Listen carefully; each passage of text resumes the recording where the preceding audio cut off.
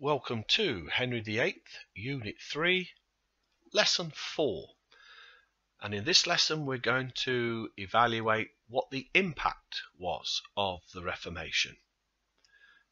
We have some key words here just to be aware of: celibate, transubstantiation and injunction.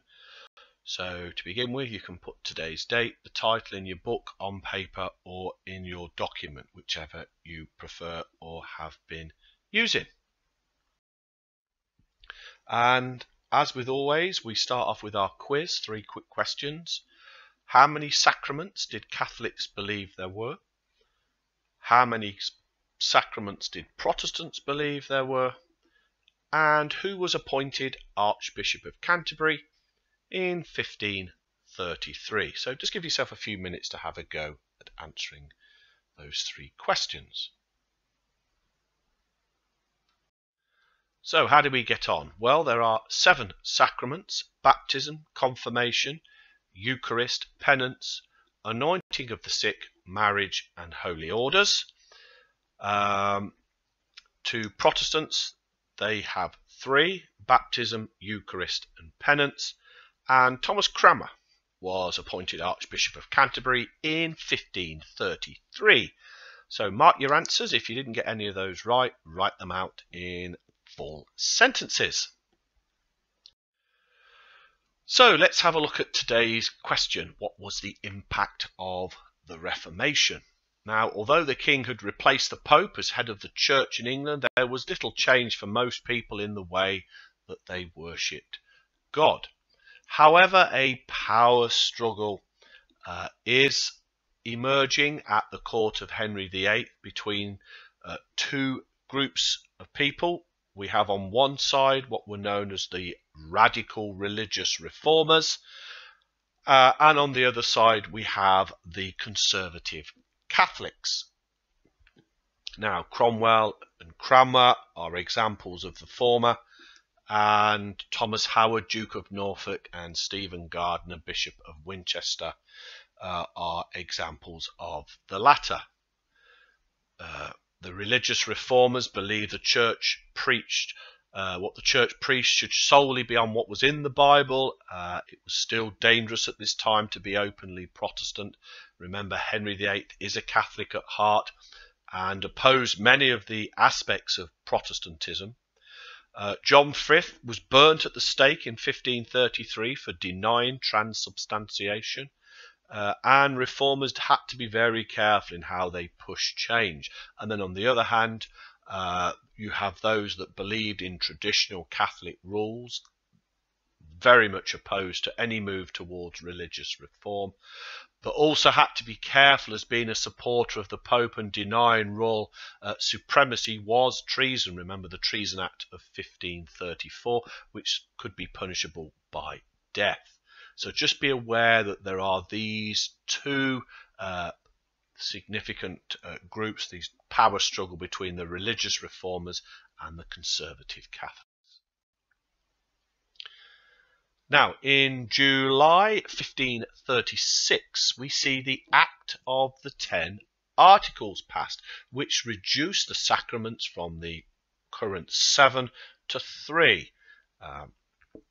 These were baptism, remember, the Eucharist, the body and blood of Christ, and penance. Now, this could be seen as clearly an attack on the traditional practices within the Catholic Church, and what is now appearing is a partial move towards Protestantism. In that same month of July, 4 sacraments ignored by the 10 Articles were declared valid, although of lesser value, and this was known as the Bishop's Book. And the main duty of a priest was to preach. Now, this was a slight setback for the reformers, but it was still a further move towards Protestantism, as it lessened the importance of some of those core Catholic beliefs. The following month, the first royal injunction to the clergy is issued, in which the clergy were ordered to speak out in favour of the royal supremacy. The number of holy days was reduced and pilgrimages were discouraged. The reason behind this was to make sure everybody was giving the same message, singing from the same hymn book. Many Catholic practices were now seen as superstitious and therefore were being attacked. A second set of royal injunctions were issued to the clergy by Cromwell by September 1538, so the English translation of the Bible was now to go into every church. Priests were ordered to actively discourage pilgrimages. Religious images, statues and relics were now to be removed from the churches, and we now see the English Bible, clearly a major victory for the reformers. Shrines, statues and relics disappeared from churches or were destroyed. In fact, the shrine of Thomas Becket at Canterbury was destroyed. Money, gold and silver plate that had been left by worshippers over the centuries at different shrines across the country were also confiscated. Again, we can say that this was an attack on Catholic ideals, as it now stated only God and Christ should be worshipped. Holy relics, as I've mentioned, were to be removed from the churches, and each church was to keep a record of births, marriages and deaths.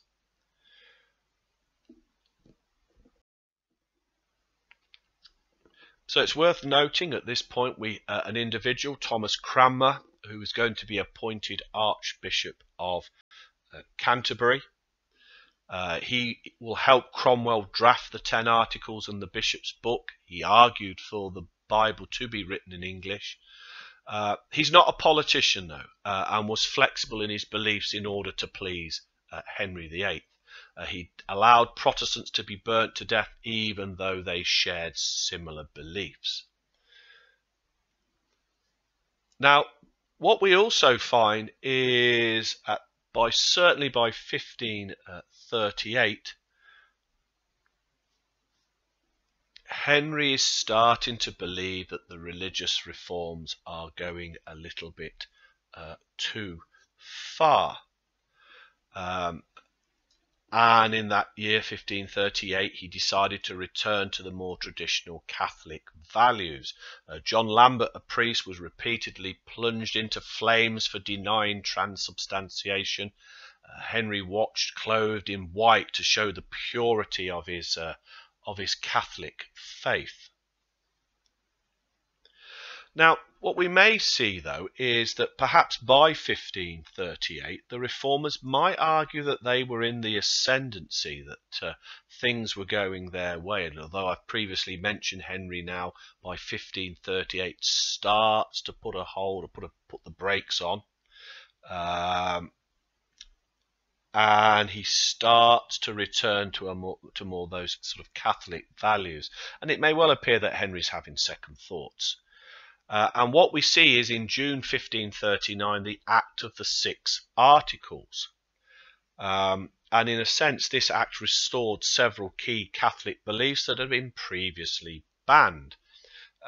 Priests had earlier been allowed to marry, now they had to be celibate, meaning Cranmer had to send his family abroad for protection. Mass could now take place in private as well as public. Remember, Henry wasn't a Protestant. And failure to agree to these 6 articles would lead to imprisonment, confiscation of property, and death. Now, as we say, Henry wasn't a Protestant. He was a Catholic at heart. Just the difference was he believed that he should be in charge of the church in England and not the Pope.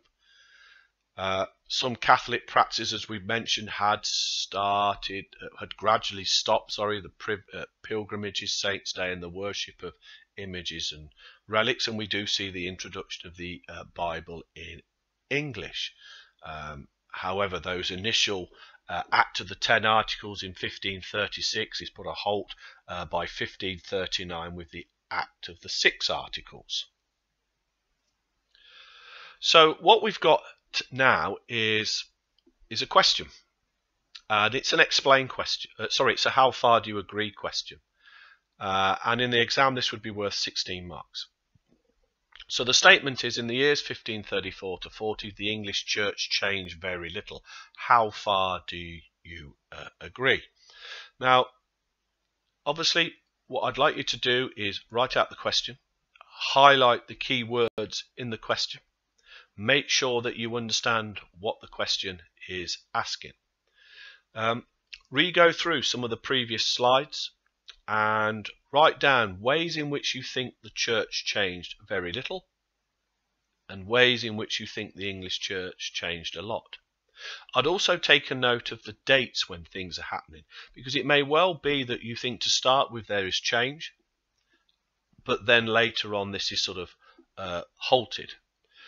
We want you to write an overall judgment explaining whether you agree with the statement or not, but it's always important to explain why, and then you can email your answer to your teacher.